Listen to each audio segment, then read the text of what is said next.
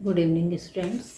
बेटे आज 9th class आपको मैं पढ़ा रही हूँ प्रेमचंद के फटे जूते।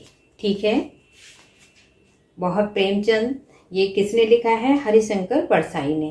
उन्होंने प्रेमचंद के बारे में ये लिखा है। अब देखिए इसमें प्रेमचंद के फटे जूते शीर्षक निबंध में परसाई जी ने प्रेमचंद के व्यक्तित्व की सादगी के साथ एक रचनाकार की अंतर्भेदी सामाजिक दृष्टि का विवेचन करते हुए आज की दिखावे की प्रवृत्ति एवं अवसरवादिता पर व्यंग्य किया है। देखिए प्रेमचंद एक महान साहित्यकार थे, उपन्यासकार थे, कहानीकार थे। बहुत सारी उन्होंने कहानियां लिखी, उपन्यास लिखे।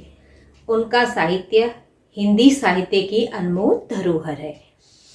पर उन्होंने हमेशा सादा जीवन व्यतीत किया और उसी के अनुसार अपना जीवन आगे बढ़ाया। सामाजिक बुराइयों पर उन्होंने बहुत अधिक लिखा है।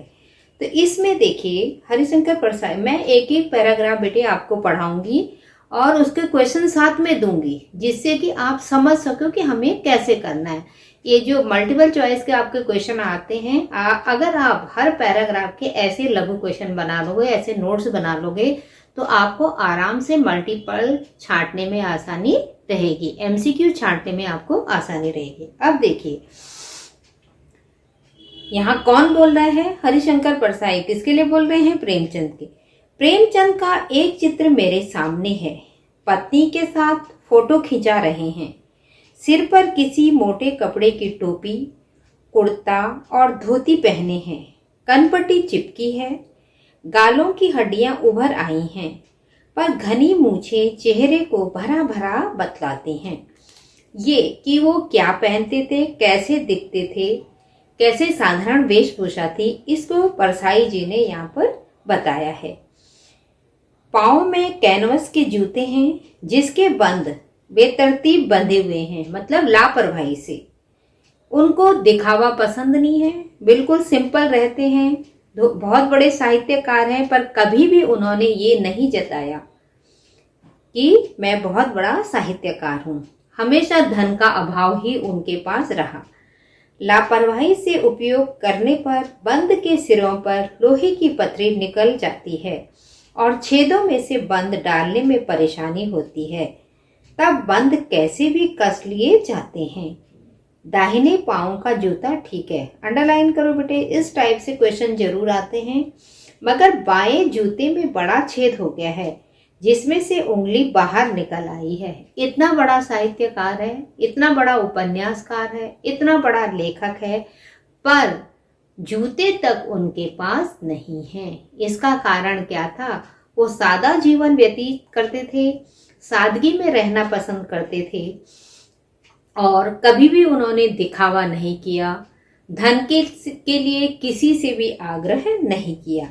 अब देखो मेरी दृष्टि इस जूते पर अटक गई। किसकी दृष्टि? लेखक हरिशंकर परसाई जी की। सोचता हूँ फोटो खिंचाने की अगर यह पोशाक है तो पहनने की कैसी होगी? नहीं, इस आदमी की अलग अलग पोशाकें नहीं होंगी।